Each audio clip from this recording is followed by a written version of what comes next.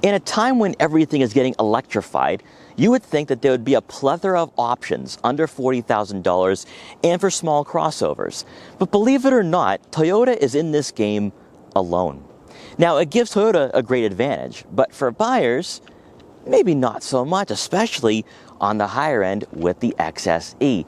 In today's video, we're going to check out what the new 2026 Toyota Corolla Cross XSE has to offer us. We have a brand new design here for the exterior, a better interior, some really cool features, and also more importantly, a great overall vehicle coming in under 40 grand. But is it the best choice though for you and your family? Well, if you want that answer, you've come to the right place.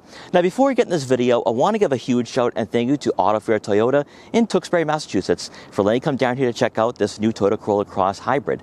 Their link will be in the description below so you can check out their extensive Toyota inventory. So as always, let's begin with that pricing. For the 2026 Toyota Corolla Cross XSE Hybrid, you're looking at a starting cost of just over $33,000.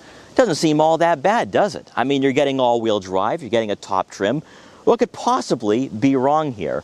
Well, if you want optional packages, you also want a different color option, it can get pretty pricey. You want a two-tone look on the XSE, you're spending close to $1,000. You want a power moonroof and power liftgate, that's another $1,200. You want the better audio system, $800. It's just those options that really come back to bite you at the end of the day.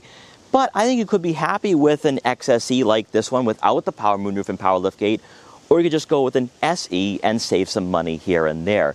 But this is really all due to the fact that there is no rivals in this class. Honda, Chevrolet, Ford, they're not here. Now Subaru will have a Crosstrek hybrid coming very soon, but that's also using a Toyota hybrid system. So Toyota's really got their hands in this class altogether, and because of that, this is going to be your only option here unless you want to go with a RAV4 hybrid for 2026. More on that later in the year or whenever that RAV4 arrives. But the real talking point here for the new 2026 model is its design. Toyota did a really good job here for the hybrid more specifically, because as you guys remember with the 2026 full gas-powered model, I wasn't really happy with that front grille design. But I think they have nailed it here with the hybrid. They have taken some design elements from other vehicles in the lineup, and they've incorporated this into the front fascia, especially for an older model. This vehicle's been around for about 4 or 5 years now, so pretty impressive stuff. To begin with, you will have LED headlights and LED fog lights for better visibility at night or in adverse weather conditions. For me, I love this grille design, which incorporates into the front bumper and front fascia almost seamlessly. We've seen this same style on the new Toyota Camry. It will be making its way on the RAV4. Also, of course, the Crown Signia. I love this touch because, sure, it is electrified, but it still looks like a full gas-powered model. Sure, you will have some plastic cladding here. I think Toyota's trying to make this more of an adventurous vehicle, especially with Subaru bringing out the Crosstrek hybrid. They got to make this a bit more versatile looking, and that cladding will make its way along the side profile and the wheel arches. Now, I don't think you'll be going off-road here with this vehicle, but there's enough ground clearance to take on some snow-covered roadways. What I also love, too, is that Toyota did finish out the front fascia with some color-matching accents here for the lower portion of the front bumper. I like that. It gives you more of a classier touch here to this vehicle. The last thing I want to point out, though, is this accent that runs the length of the front fascia into the Toyota emblem here. Unfortunately, it's not illuminated. I would love to see that in future model years. It's just screaming for that, just the way it's designed.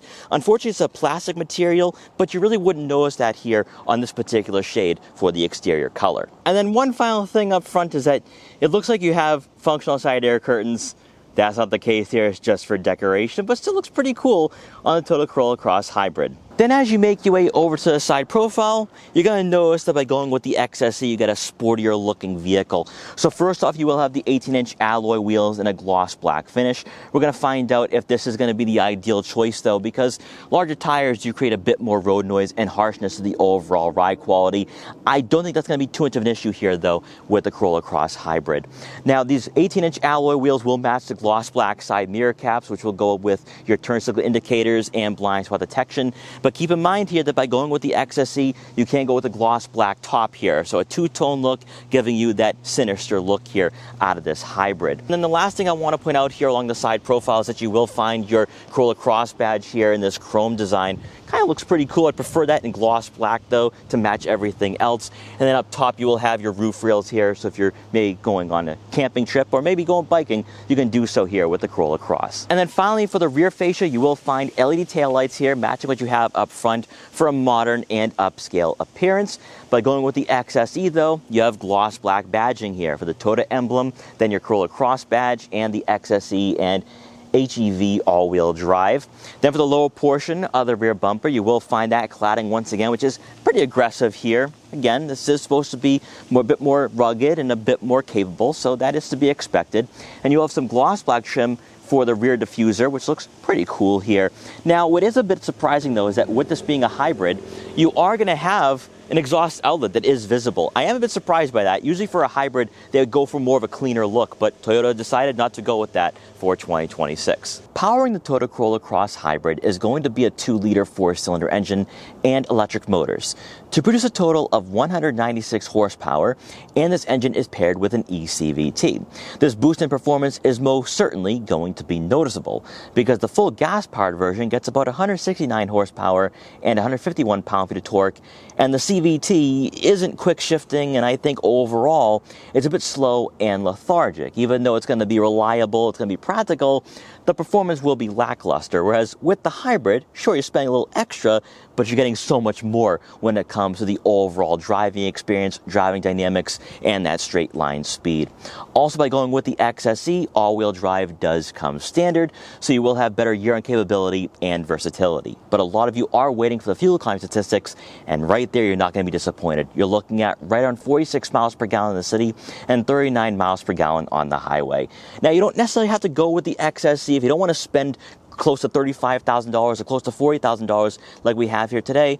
Go with an SE, get a well-equipped model, and you will be very happy here at around 30 to 32 grand. Hopping inside the Toyota Corolla Cross XSE Hybrid, you are greeted by heated soft tech seats for both the driver and passenger, with the driver's side having power adjustability, whereas the passenger will have to manually find their ideal seating position. The best part about going with the XSE isn't the exterior design with that sportier look, it's the fact that the cold weather package is included. It's a standard feature, so it also gives you a heated steering wheel, so during those winter months, you will be nice and warm, whereas with the SE, that is an optional package, so keep all of that in mind. Now, we do have optional packages for this XSE, such as the convenience package, and we have the JBL audio system, which will amplify the audio of your favorite music.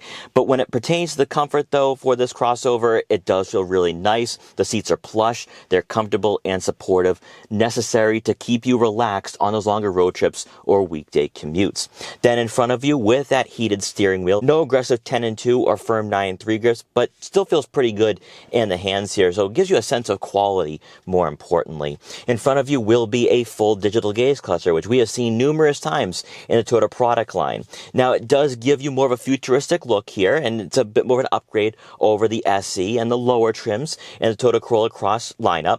From here, you can scroll through a variety of information and customize this layout to your liking. You'll have information such as your fuel economy statistics, adaptive cruise control settings, and then probably more importantly for those longer road trips, the tire pressure monitoring system. I'm not going to say it's super in-depth or intuitive, but it gives you just enough to remind you that this is a 2026 model, so it doesn't feel outdated being behind the wheel of this vehicle. Then as you make your way over to the infotainment system, this is Toyota's current software, which we have seen in a number of products, so their technology does carry over from one model to the next, so no learning curve whatsoever if you are upgrading from, say, a Toyota Corolla Hybrid. Now, from this screen, you will have wireless Apple CarPlay and Android Auto compatibility. There will be onboard navigation, which you can subscribe to, but you can also use Google Maps or Waze through that smartphone connectivity. Just like we have seen 100 times at this point, on the left side of the screen will be quick access icons, which will get you to different menus efficiently, such as that navigation system, your radio, Bluetooth, then your vehicle settings and general settings. It's really not that difficult. It's also not going to create any confusion. So if you're not someone who's tech focused or tech savvy, you're going to find yourself right at home here with this vehicle. Then beneath the screen, you will have physical buttons here for your volume. And then you can also turn off the screen if you don't want that getting in your way or drawing your attention. What I also like too here, because we're seeing this now in the subcompact crossover market, you're still going to have physical buttons and dials for your dual zone climate control, your AC, front rear defrosters, fan speed, and and fan direction. So really good stuff here. It's tactile, it's analog, exactly what you're looking for in the 2020s. Now, when you do place the Corolla Cross Hybrid in reverse, you're going to have a rear backup camera with trajectory. Surprisingly, though, for a model that comes in close to $40,000, at least for our model today, you don't have a top view camera. I am a bit surprised by that, but then again, that would be reserved for the RAV4 and more expensive models in the product line. However, you will have a 180-degree view as well, giving you better visibility. Then beneath the head unit and also your climate control settings, you will find a wireless phone charging pad here and another cubby for an additional smartphone or wallet. For the center console itself, it is flanked by some gloss black trim, but it's not dominating this design. So with that plastic material, it'll be easier to clean and maintain throughout the years of ownership. You're going to find a single row of buttons here for your 2-level heated seats, your heated steering wheel, your drive mode selector, so sport, normal, and eco. Then you have EV mode. Now, this is not a plug-in hybrid, so you can't run on electric battery only for like 20, 30 miles. That's not what this model is. If you want that, go with a plug-in hybrid, wait for that new RAV4. But if you're just looking for a vehicle that can maximize fuel range, this is going to be the choice to go with. That EV mode, it's a bit tricky. It makes you think that you can run on an electric battery the entire time. That's not the case here with the Corolla Cross Hybrid. Now, you will have your traditional gear shifter here, and then you will have electronic parking brake and auto vehicle hold. You'll have 2 cup holders, and then for the standard storage compartment, you have enough room for some smaller items, maybe a couple of gizmos and gadgets. You have a USB-C outlet and 12-volt outlet. And then to round out the front seating area, above will be a power moonroof, which brings in a lot of natural light to the interior. That is part of the convenience package, and that will give us a power liftgate. Now for passengers in the second row, much like we saw with the full gas-powered model a couple of months ago, there is no improvement for the interior dimensions for 2026. You're still going to have 32 inches of legroom, which I still believe is a bit deceptive here because I think there's a lot more room than what you are seeing on paper. Also, when it pertains to headroom, a good amount of it too. So a bit more flexible, a bit more practical than that Corolla sedan. However, if there were more brands and manufacturers in this class, the Corolla Cross Hybrid would fall a bit short. But, like we talked about before, Toyota is the only one in this game right now. So if you're looking for an efficient crossover that's a bit more family friendly than a sedan or hatchback, this is really your only choice right now. So what you see is what you get. Now, I will say, though, that by going with the XSE and having the soft tech seats, this is a huge upgrade. It's much more comfortable back here. There's a good amount of back support. And I think that for taller passengers, they will be very comfortable. Now, you might be able to squeeze in a third person in the center, but I would probably steer you towards a RAV4 hybrid if that's something you're really looking for and demanding. Now, surprisingly, you're not going to have climate control back here, nor are you going to receive heated outboard seats, but you will have 2 center-mounted air vents to go along with 2 USB-C inputs. And then to round out the second row seating area, you are going to receive a center armrest with 2 cup holders. Now, returning to the rear fascia to take a look at the cargo area for the 2026 model, by going with the XSE and through the convenience package, which is $1,200, you are going to receive a power liftgate. I personally think that's a bit of a hefty cost here for this particular feature along with that power moonroof. But it is what it is. Behind the second row seats, you're looking at right around 22 cubic feet of room, which would fall in line with a lot of smaller crossovers in this class. But remember, Toyota does have an advantage because they're the only hybrid option in this particular market. Now, I do think this is enough room for some weekday tasks and probably 8, 9, 10 bags of luggage if you are going on a road trip with the family. This right here, though, is why you're going to want to upgrade from that Corolla Hybrid to the Cross, because it's a bit more flexible and also much more family friendly. Now, when you do lower the second row of seats, you are going to have right around 61 cubic feet of room, which would fall right in line with many vehicles in this class. So it's fuel efficient, it's flexible, and practical. It's hitting all the points here. It's why this vehicle has become very popular and why I've had a lot of difficulty over the last few years trying to get one of these to film and feature for you guys. Now, unfortunately, and there's no surprises here, beneath the floor mat, you are not going to find a spare tire. Now, we see this a lot in the hybrid segments, including from Honda, and that's just one of the drawbacks about going with a hybrid right now in the 2020s. Hopefully, at some point, all these brands address that, because I think a lot of you are looking for that safety and also that reassurance. If you do encounter a flat, you'll be able to get back on the road and continue on with your journey. Every so often, I have someone ask me on the channel, should I go with the Corolla Cross or Corolla Cross Hybrid? And immediately, without hesitation, I always say, go with the hybrid. Now, it does come at a hefty cost. I've kind of complained today that with the XSE we have for this review is close to 38 grand. But then you get behind the wheel, and it's all worth it in the end. Because what you have out of this 2-liter 4-cylinder engine is a more enjoyable crossover, better performance, close to 200 horsepower. With the electric propulsion, it's smoother, it's quicker, more refined. Also, you're going to notice a bit more weight to the chassis because it is a hybrid, and because of that, it handles better, it steers better, and it just feels a bit more agile and athletic than the full gas-powered model.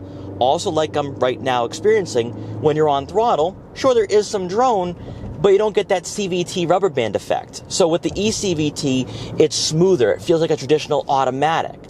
What I really like though is that unlike the gas-powered model, this feels a bit more enjoyable to drive.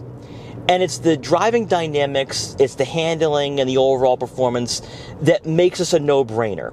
Like I talked about before, Toyota's in this class all by themselves. Subaru will be coming out with that Crosstrek hybrid very soon. It might be a better choice if you're someone who does go off-road. You're going to need that ground clearance, super symmetrical all-wheel drive system. However, Subaru is using an older hybrid software, and you're going to notice that the droning is, I think, pathetic. I mean, especially with that Forester hybrid, not enjoyable. It really left a lot more to be desired. Since Toyota's using their up-to-date software, you're not going to have that here. This is not going to be a boring, sedated, and numb experience. You're really going to enjoy this crossover, not only when it comes to the accelerations, but also that fuel economy as well. And you got to remember, too, if you're someone thinking, well, there's got to be something better out there. Really not. There really isn't. You know, Honda doesn't have a hybrid HR-V. So it's not like you could look at Honda and say, all right, they have a better hybrid software at this price range, I'm going to go in that direction. Toyota's all you got. You either go with the Corolla Cross Hybrid or then you start looking at the RAV4 over $40,000. And I think if you're looking for something like this at around 30 grand, go for it. I just don't think the XSE is worth it because you're spending over $33,000. Then you have to spend extra for the power liftgate, power moonroof. I would say just go with an SE. That would be my choice. But that's up to you to decide because these soft tech seats, the heated seats, this makes a world of a difference for sure on a colder day like today. On the brakes, not too bad here. Pretty strong, pretty decent for a vehicle in this class. But I like the fact that it feels very well-rounded, more well-rounded than the gas-powered version. Now this 4-cylinder does drone a little bit, makes a bit of noise, but again, this is still somewhat of an economical crossover. So you got to take that into consideration. You want more refinement, go with the RAV4. But I think that for a small crossover like this, it's exactly what a lot of Americans are looking for. You have a small family, you want to maximize your budget, but you also want to get good fuel economy. This checks off all those boxes. And that's where I think Toyota has a huge advantage here. Instead of going in the full EV direction, they decided to invest in hybrids. And we're seeing that come to fruition where this is actually a great product. Into the corners, actually handles them pretty well. On throttle, not bad. Not bad at all. At highway speeds, we safely merged onto the highway. Now, with the 18-inch wheels, we have road noise. And that's to be expected. Interior insulation is not going to be premium here for the Toyota Corolla Cross Hybrid. So you will be yelling a bit when you have a passenger next to you. Feels nice and composed on the roadways. And you at least have that power at your disposal to pass slower drivers if necessary. One last thing I want to point out here before we wrap up today's video. When it comes to the overall vision here, nice panoramic view. A-pillars really aren't that aggressive, so you shouldn't have any blind spots when you are approaching intersections or red lights. Taking a look at your side mirrors, they are decently sized. I can't see what's in my blind spots and the lane next to me. And looking out back, we have that nice clear view there, so a lot of visibility. Also, one thing I want to point out too is that the seat positioning is really good. You sit very high up in this model, giving you a nice commanding feel and presence over the roadways. You've probably heard me say numerous times on this channel that with the Toyota Corolla Cross Hybrid, it's not a lifted hatchback. It feels like a traditional crossover, and that is one thing I think a lot of you are going to love here about this crossover, is that it doesn't feel small, it doesn't feel cramped. It's going to be exactly what you're looking for you and your young family.